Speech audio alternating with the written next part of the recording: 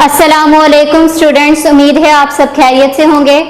आज हम 9th class biology chapter number 4 में लेक्चर नंबर 8 डिस्कस करने जा रहे हैं, जिसका फर्स्ट टॉपिक है आपका cell size and surface area to volume ratio. ठीक है, इस टॉपिक में बेटा हम सेल का साइज पढ़ेंगे, वो कितना एरिया घेरता है, उसका वॉल्यूम क्या है, रेशो के हिसाब से सारी इसमें डिस्कशन होगी। ठीक है, तो इसमें जो है आपके ज्यादातर बेटा एमसीक्यू हैं, कोई इतना खास इंपॉर्टेंट टॉपिक नहीं है, लेकिन जो एमसीक्यू है वो आपने जरूर करनी है। ठीक है, जो फर्स्ट आपका एमसीक्यू बनता है, the smallest cells are bacteria, उनका नाम क्या है, माइकोप्लाज्म्स। ठीक है, स्मॉलेस्ट सेल क्या है, हमारा बैक्टीरिया है, उनका नाम माइकोप्लाज्म है, और डायमीटर उसका क्या है, 0.1 माइक्रोमीटर टू 1.0 माइक्रोमीटर। ठीक है, हमारा फर्स्ट एमसीक्यू क्या बनता है कि स्मॉलेस्ट जो है सेल कौन सा है, तो स्मॉलेस्ट सेल कौन सा है, बैक्टीरिया है, उसका नाम माइकोप्लाज्म है, और डायमीटर अगर आपसे पूछ लें तो वो है 0.1 माइक्रोमीटर टू 1.0 माइक्रोमीटर। उसके बाद नेक्स्ट आपका क्या बनता है, बल्किएस्ट सेल। बल्किएस्ट सेल बेटा वो जिसमें सबसे ज्यादा मटेरियल होता है, यानी हैवी, यानी उसके अंदर जो मटेरियल है वो काफी ज्यादा होता है, इसीलिए उसको बल्किएस्ट बोलते हैं। जैसे कि आपने अंडा देखा होगा, उसमें यolk अलग से होती है। ठीक है, और उसके अंदर जो वाइट उसका हिस्सा होता है, वाइट वो अलग से होता है। ठीक है, तो दो चीजें होती हैं और काफी वजनी होता है, यानी बल्किएस्ट सेल है वो हमारा। तो बल्किएस्ट सेल कौन सा है, बर्ड का एग। ठीक है, किसी भी बर्ड का एग, हर किस्म के बर्ड का एग, और उसमें से भी अगर बल्किएस्ट देखें यानी सबसे बड़ा, तो ऑस्ट्रिच का जो एग होता है वो सबसे बड़ा सेल है हमारा। उसके बाद आपका आता है लॉन्गेस्ट सेल। ठीक है, लॉन्गेस्ट सेल कौन सा है आपका, muscle cells and the nerve cell. ठीक है, आपके मसल्स की सारे के सारे सेल्स और नर्व सेल्स में आपको बता चुकी हूँ बेटा, नर्व सेल्स होते हैं जो ट्रांसमिशन करते हैं नर्व इम्पल्सेस की। ठीक है, यानी आपकी सेंसेशंस जो भी आप फील करते हैं, टच करते हैं, ठीक है, आपका टेम्परेचर, वो सारी की सारी सेंसेशंस जो हैं वो आप ब्रेन तक नर्व इम्पल्सेस लेके जाती हैं, और ब्रेन आपको उसके नतीजे में जो है वो मैसेज देता है कि अब आपको क्या करना चाहिए। ठीक है, तो नर्व इम्पल्सेस और मसल्स जो आपको पता है दोनों ही लॉन्गेस्ट आपके सेल हैं। उसके बाद है ह्यूमन रेड ब्लड सेल। ठीक है, उसका डायमीटर कितना है, 8 माइक्रोमीटर। ये सारे के सारे इसके अंदर एमसीक्यू है, बाकी कोई ऐसा इंपॉर्टेंट टॉपिक नहीं है, लेकिन ये जितने भी एमसीक्यू हैं आपने करने हैं सारे के सारे। फर्स्ट एमसीक्यू क्या बनता है आपका, स्मॉलेस्ट सेल, सेकंड बनता है आपका बल्किएस्ट सेल, उसके बाद लॉन्गेस्ट सेल, और ह्यूमन रेड ब्लड सेल का डायमीटर क्या है। ठीक है, ये सारे के सारे आपके एमसीक्यू बनते हैं। उसके बाद हम आ जाते हैं नेक्स्ट टॉपिक की तरफ। नेक्स्ट टॉपिक बेटा ये हमारा काफी जो है वो डिटेल में आपका टॉपिक है। ठीक है, इसके अंदर तकरीबन आपके 10 जो है वो सब टॉपिक्स आते हैं। जो आपका इसका मेन टॉपिक की हेडलाइन है वो है passage of molecules into and out of the cell. अब सेल के अंदर जो है मॉलिक्यूल्स लेके जाना और सेल से बाहर निकालना बहुत सारे तरीकों से किया जाता है। ठीक है, तो इस बुक में तकरीबन 10 आपके सब टॉपिक्स हैं, जिसके नतीजे में आपको पता चलता है कि जो मटेरियल्स हैं वो सेल के अंदर आते कैसे हैं और बाहर जाते कैसे हैं। तो इसमें हम फर्स्ट पढ़ लेते हैं, that is called the diffusion. Diffusion बेटा क्या होती है, the movement of molecule from an area of higher concentration to the area of lower concentration. अब कंसंट्रेशन आपके दिमाग में आ रहा होगा क्या है, कंसंट्रेशन बेटा होता है, फॉर एग्जाम्पल आपके पास एक वाटर है।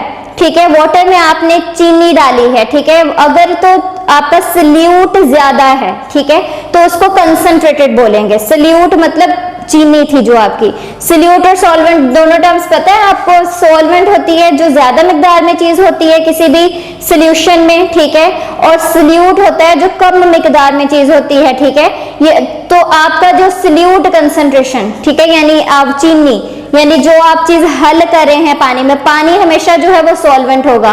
वाटर क्या है आपका, सॉल्वेंट।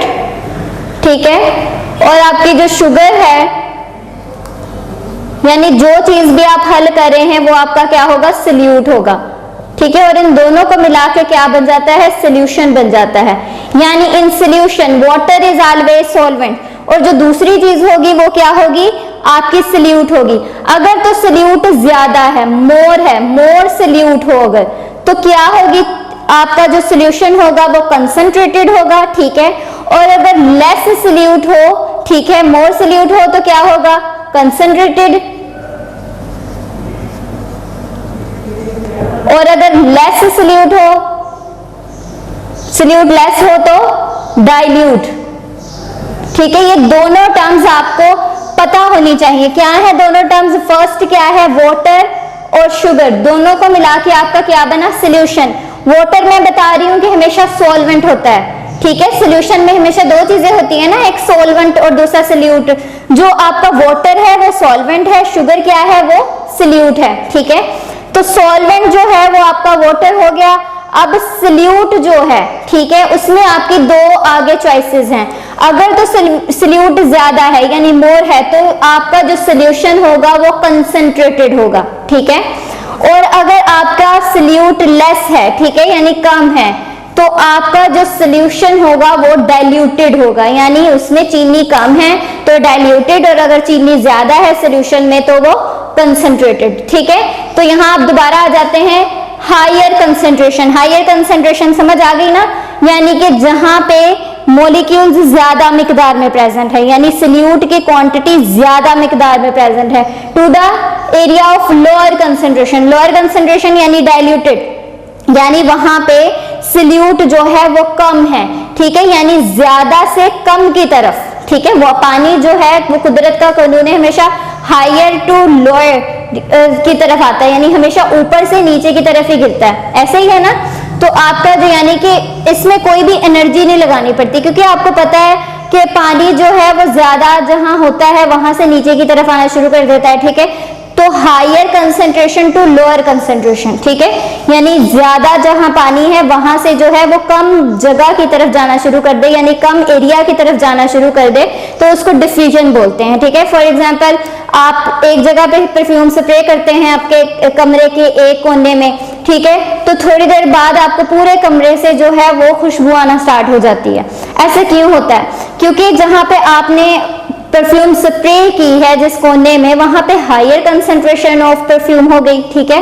अब बाकी कमरे में तो है ही नहीं परफ्यूम, तो बाकी कमरे को इक्विलिब्रियम मतलब बराबर करने के लिए वो जो आपकी खुशबू है यानी आपकी जो स्मेल है वो हर तरफ फैल जाएगी, ठीक है, यानी हायर कंसंट्रेशन से लोअर कंसंट्रेशन की तरफ जाना शुरू कर देगी, और जब तक पूरे रूम में इक्वल ना हो जाए स्मेल तब तक वो फैलती रहेगी, ठीक है। फिर आप जब कमरे में एंटर होंगे तब आपको पूरे कमरे से स्मेल आ रही होगी। ये नहीं है कि एक सिर्फ उस कोने से स्मेल आ रही है जहां आपने स्प्रे किया था, आपको हर जगह से स्मेल आएगी, ठीक है। और डिफ्यूजन भी यही करता है कि हायर कंसंट्रेशन से लोअर कंसंट्रेशन की तरफ आपके जो मॉलिक्यूल्स हैं वो जाना शुरू कर देते हैं, और तब तक मूव करते हैं जब तक इक्विलिब्रियम मेंटेन ना हो जाए, यानी बराबरी ना आ जाए, यानी दोनों तरफ जब वाटर लेवल जो है वो इक्वल ना हो जाए तब तक जो है वो बहता रहेगा। फॉर एग्जाम्पल, आपका ये कंटेनर है, ठीक है, वाटर इधर ज्यादा था, ये वाटर है सारा, वाटर जब ज्यादा हो जाएगा तो इधर की तरफ बहना शुरू कर देगा, ठीक है, इसमें वाटर है, इधर की तरफ बहना शुरू कर देगा, आहिस्ता आहिस्ता जो है वो वाटर बढ़ता जाएगा। एक टाइम आएगा जब दोनों तरफ वाटर जो है वो इक्वल हो जाएगा, जाहिर सी बात है तब तक बहेगा जब तक दोनों तरफ इक्वल ना हो जाए।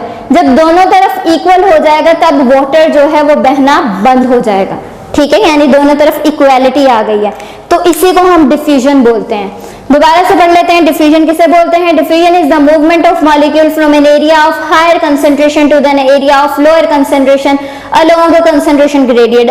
कंसंट्रेशन ग्रेडियंट क्या है आपका, सेमी परमिएबल मेम्ब्रेन, यानी जिस मेम्ब्रेन के जरिए वो मूव कर रहा है। अगर ये मेम्ब्रेन है तो अगर इसमें पोर्स हैं वो तो मेम्ब्रेन है ये एक किस्म की, और वाटर यहाँ से बहना शुरू कर देगा उधर की तरफ, ठीक है। अब इसमें पॉइंट्स जो है, मॉलिक्यूल्स और जो है ऑफ एनी सब्सटेंस, सॉलिड हो, लिक्विड हो या गैस हो। देखिए मैंने आपको गैस की भी एग्जांपल दी है ना डिफ्यूजन में, ठीक है, जैसे परफ्यूम एक गैस की फॉर्म है, तो सॉलिड भी, लिक्विड भी और गैस भी are in motion when substance is above 0 degree से, ठीक है, क्या है ये 0 डिग्री केल्विन और -273 डिग्री सेंटीग्रेड, ठीक है, यानी जब इस टेम्परेचर से बढ़ना शुरू हो जाए बेशक वो सॉलिड हो, लिक्विड हो या गैस हो, तो वो मूवमेंट यानी मोशन की हालत में रहते हैं, और इस अगर इनसे कम हो टेम्परेचर तो वो फ्रीज हो जाते हैं। उसके बाद जो क्या है, the molecules start their movement to achieve the equilibrium, ठीक है।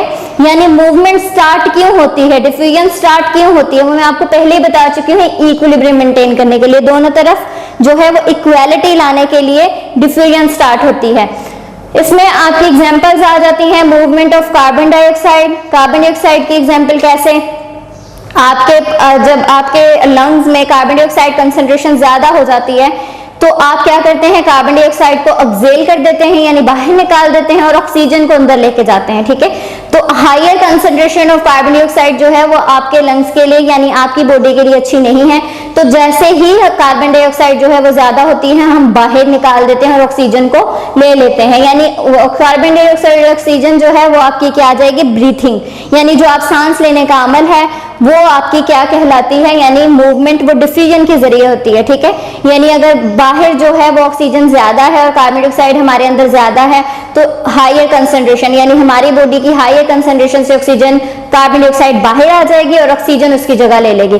फिर आपकी बॉडी में ऑक्सीजन अगर ज्यादा हो जाए, ठीक है, तो फिर वो कार्बन डाइऑक्साइड उसकी जगह ले लेती है। तो इसी तरह ये काम जो है वो चलता रहता है। उसके बाद है ग्लूकोज। ग्लूकोज जो है बेटा आपकी ब्लड में जो ग्लूकोज होता है, ठीक है, वो डिफ्यूजन के जरिए जो है वो आपकी बॉडी के बाकी पार्ट्स तक जो है वो पहुंचाया जाता है। उसके बाद है because cell does not expend energy during the diffusion, यानी इस काम के लिए आपको एनर्जी की जरूरत नहीं है, ठीक है, क्योंकि कुदरत का कानून है कि हमेशा ज्यादा जहां चीज है वहीं से चीज जो है वो थोड़ी की तरफ जाना शुरू करती है। जैसे हमेशा पानी ऊपर से नीचे की तरफ आता है तो हमें उसमें कोई एनर्जी नहीं लगानी पड़ती, तो ये एक पैसिव ट्रांसपोर्ट है, ठीक है। अगर तो इसमें कोई एनर्जी यूज होती तो वो क्या होता, एक्टिव ट्रांसपोर्ट होती। तो लेकिन अगर इसमें कोई एनर्जी यूज नहीं हुई तो ये एक पैसिव ट्रांसपोर्ट है।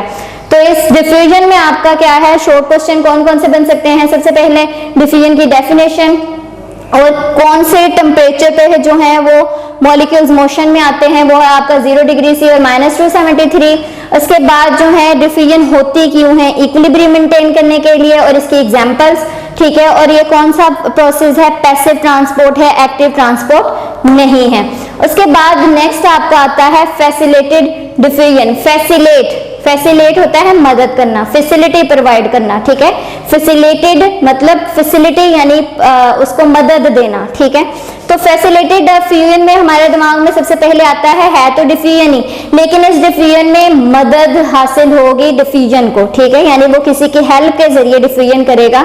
वो कौन सी चीज है जिसके जरिए वो डिफ्यूजन करेगा, हम डेफिनेशन से पढ़ते हैं, many molecules do not diffuse freely, यानी बहुत सारे ऐसे मॉलिक्यूल्स हैं जो आसानी से डिफ्यूज नहीं हो सकते, फ्रीली मतलब आसानी से, across the semi permeable membrane because of their size, क्योंकि उनका साइज जो है वो बड़ा हो सकता है या फिर उन पे कोई चार्ज हो सकता है, ठीक है, यानी साइज की वजह से या चार्ज की वजह से। So molecules are taken into और out of the cell with the help of transport protein, ठीक है।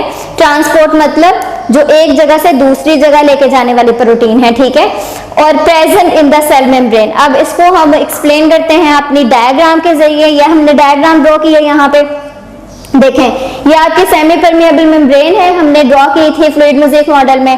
ये आपकी लिपिड डाइलेयर है, ये दोनों प्रोटीन्स हैं, ठीक है। अब ये जो है वो सिंपल डिफ्यूजन है, यानी इसमें किसी भी एनर्जी की जरूरत नहीं थी आपको, एनर्जी तो इसमें भी नहीं है, लेकिन इसमें फैसिलिटेट करी है प्रोटीन, ठीक है।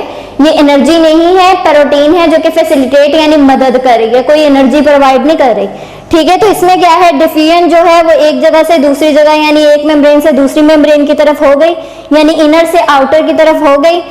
लेकिन ये जो आपके स्टार्स आपको नजर आ रहे हैं ये आपके साइज में बड़े हैं या तो इन पे कोई चार्ज है, तो इनको डिफ्यूज होने के लिए मदद की जरूरत है। और मदद कौन कर रहा है, ये प्रोटीन जिसको हम ट्रांसपोर्ट प्रोटीन बोलते हैं, ठीक है। तो ये जो ट्रांसपोर्ट प्रोटीन है वो इसको मदद कर रही है। तो यहाँ पे क्या है, when transport protein moves a substance from higher to lower concentration the rate of facilitated diffusion is higher than the simple diffusion, ठीक है। क्योंकि इसमें जाहिर सी बात है, अगर आप अकेले काम कर रहे हो तो आपको टाइम लगेगा, लेकिन अगर कोई आपकी हेल्प करवा दे तो काम जल्दी हो जाएगा। तो सेम इसी तरीके से इसमें जो आपकी फैसिलिटेड जो आपकी प्रोटीन है यानी ट्रांसपोर्ट प्रोटीन है वो आपके मॉलिक्यूल्स को फैसिलिटेट यानी मदद दे रही हैं एक जगह से दूसरी जगह जाने के लिए, इसीलिए इसका रेट ज्यादा होगा यानी ये आसानी से हो जाएगी, जल्दी हो जाएगी, ठीक है। और इसको टाइम लगेगा क्योंकि इसने किसी की मदद नहीं ली, ठीक है। ये भी एक फैसिलिटेटेड पैसिव ट्रांसपोर्ट है क्योंकि इसमें कोई एनर्जी यूज नहीं हुई, हमने प्रोटीन को मदद के लिए इस्तेमाल किया है, उसकी हमने कोई एनर्जी नहीं ली है, ठीक है। तो ये भी एक पैसिव ट्रांसपोर्ट है, ठीक है। तो हम दोबारा इसको रिव्यू ले लेते हैं। फैसिलिटेटेड डिफीजन की आपको डेफिनेशन अच्छे से आनी चाहिए, ठीक है। आपको इसकी डायग्राम बनानी है, जब आपने जो इसकी डेफिनेशन लिखनी है तो साथ डायग्राम, और ये आपने बताना है कि किसका रेट ज्यादा है, नॉर्मल डिफीजन का रेट ज्यादा है या फैसिलिटेटेड डिफीजन का रेट ज्यादा है, और ये एक पैसिव ट्रांसपोर्ट है या एक्टिव ट्रांसपोर्ट है, आपको ये चीजें पता होनी चाहिए। उसके बाद आपका नेक्स्ट आ जाता है ओस्मोसिस। ओस्मोसिस जो है बेटा वो आपकी डिफीजन के उलट डेफिनेशन है, is the movement of water across semi permeable membrane from a solution of lesser solute concentration. अभी मैंने आपको बताया ना कि कंसंट्रेशन होती क्या है, यानी सल्यूट की मिकदार, या तो सल्यूट कम होगा या तो सल्यूट ज्यादा होगा। अगर सल्यूट ज्यादा हो तो हायर कंसंट्रेशन, और अगर सल्यूट कम हो तो लोअर कंसंट्रेशन, ठीक है। ये बात हमेशा याद रखनी है। तो ये बात क्या कह रहे हैं, लेसर सल्यूट कंसंट्रेशन, यानी जहां पे चीनी कम है यानी शुगर जहां पे कम है, ठीक है, तो वो क्या है, lesser solute concentration to the area of higher solute concentration, यानी जहां पे आपकी शुगर ज्यादा है, ठीक है। तो ये काम क्यों होता है, यहाँ पे डायग्राम है, डायग्राम को पहले समझते हैं। डायग्राम में बेटे यहाँ देखें आप, ये जो सबसे पहले देखें, ये जो ब्लू वाले डॉट्स हैं वो वाटर मॉलिक्यूल्स हैं और जो रेड वाले डॉट्स हैं वो शुगर मॉलिक्यूल्स हैं। पहले आपके पास ये एक जार है, ये दरमियान में क्या है, सेमी परमिएबल मेम्ब्रेन है, इस तरफ आपके क्या है, कंसंट्रेटेड हाइपरटोनिक सॉल्यूशन, ठीक है, यानी शुगर ज्यादा है वाटर कम है, ठीक है, कंसंट्रेटेड हाइपरटोनिक सॉल्यूशन, हाइपर मतलब ज्यादा, ठीक है। तो कंसंट्रेटेड हाइपरटोनिक सॉल्यूशन यानी शुगर के मॉलिक्यूल्स इसमें ज्यादा हैं, और आपके पास दूसरा क्या है, डाइल्यूट हाइपरटोनिक सॉल्यूशन। डाइल्यूट मतलब मैंने आपको बताया था जहां सल्यूट कम हो उसको डाइल्यूट बोलते हैं, तो यानी यहाँ पे सल्यूट कम यानी शुगर कम और वाटर ज्यादा है। ये आपको देखने से भी पता चल रहा होगा, इसमें रेड डॉट्स ज्यादा हैं यानी शुगर ज्यादा है, इसमें रेड डॉट्स कम है यानी शुगर कम है, इसमें ब्लू डॉट्स कम है यानी वाटर कम है, इसमें ब्लू डॉट्स ज्यादा है यानी वाटर ज्यादा है। तो यहाँ पे होगा क्या, होगा ये बेटा जी कि वाटर जो है molecules move from dilute to concentrated solution, ठीक है, यानी पानी जो है यहां से इधर की तरफ बहना शुरू हो जाएगा, ठीक है, यानी हाइपोटोनिक से यानी डाइल्यूट से वाटर जो है मूव करेगा टू द हाइपरटोनिक सॉल्यूशन। ये क्यों होगा, ये इसीलिए होगा क्योंकि हमने डेफिनेशन भी पढ़ा है, from lesser solute concentration. Lesser solute concentration यानी जहां चीनी कम है पानी वहां से बहेगा टू हायर सॉल्यूट कंसंट्रेशन, यानी जहां पे आपकी चीनी ज्यादा है।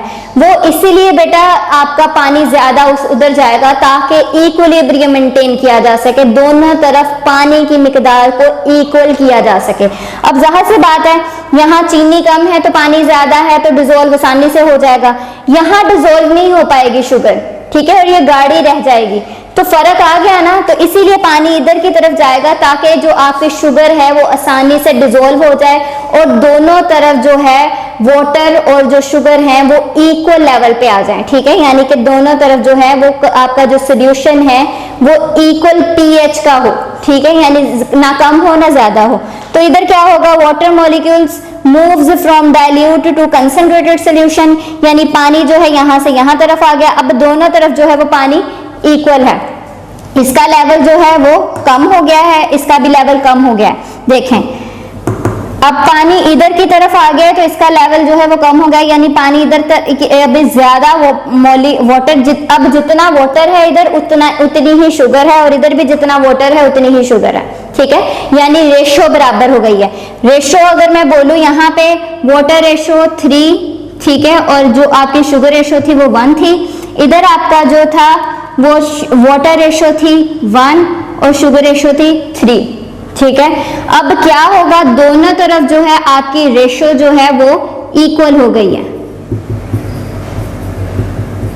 यानी जितना वाटर है उतनी ही शुगर भी है। ठीक है, तो हमने इक्वालिटी ले आए हैं, इक्विलिब्रियम मेंटेन कर लिया है। ठीक है, रेशियो इक्वल कर ली है। अब पहले यहाँ आपका जो थी पानी कम था, शुगर ज्यादा थी, इधर जो आपका शुगर ज्यादा थी, पानी कम था। अब दोनों तरफ जो है इक्वल है, जितना इधर शुगर है उतना ही पानी है, जितनी इधर शुगर है उतनी ही इधर पानी भी है, यानी दोनों जो है वो इक्विलिब्रियम पे आ गए हैं। अब यहाँ पे टर्म्स हैं आपको ऑस्मोसिस की नजर आ रही होंगी, हाइपरटोनिक, हाइपोटोनिक और आइसोटोनिक। ठीक है, ये तीन इसकी जो है वो टाइप्स हैं। फर्स्ट जो है हाइपर मतलब ज्यादा, solution has relatively more solute, यानी सोल्यूट की कंसंट्रेशन जहां ज्यादा होगी वो हाइपरटोनिक। हाइपो मतलब solution has relatively less solute, यानी जहां पे पानी जो है वो सोल्यूट की मिकदार कम और वाटर ज्यादा होगा। और आइसोटोनिक में इक्वल होगा। अब ये दोनों जो है वो आइसोटोनिक बन गए हैं। ठीक है, ये हाइपर था, ये हाइपो था, अब ये दोनों आइसो हैं। हमने आइसो लेके आना है, यानी आइसोटोनिक इक्वालिटी लेके आनी है, यानी isotonic solution have equal concentration of solutes, दोनों तरफ सोल्यूट की कंसंट्रेशन जो है वो इक्वल हो गई है। बेटा यहाँ पे आपने कंफ्यूज नहीं होना, from lesser solute concentration to higher solute concentration water move करेगा। ठीक है, ताकि दोनों तरफ जो है वो कंसंट्रेशन जो है वो इक्वल हो जाए, यानी आइसोटोनिक हो जाए। ठीक है, तो इसमें आपके ऑस्मोसिस की डेफिनेशन, उसकी थ्री टाइप्स, बहुत इंपॉर्टेंट शॉर्ट क्वेश्चन है, आपने डायग्राम से अच्छे से समझ के फिर इसको अच्छे से याद करना है। ठीक है, तो ये सारा आपका जो आज का लेक्चर है, इसमें हमने 3 जो है वो सब टॉपिक्स पढ़े हैं। Passage of molecules into and out of the cell, diffusion, facilitated diffusion और उसके बाद ऑस्मोसिस। उम्मीद है आप सबको समझ आई होगी। ठीक है, और आज का हमारा लेक्चर यहीं पे वाइंड अप होता है। Thank you and Allah Hafiz.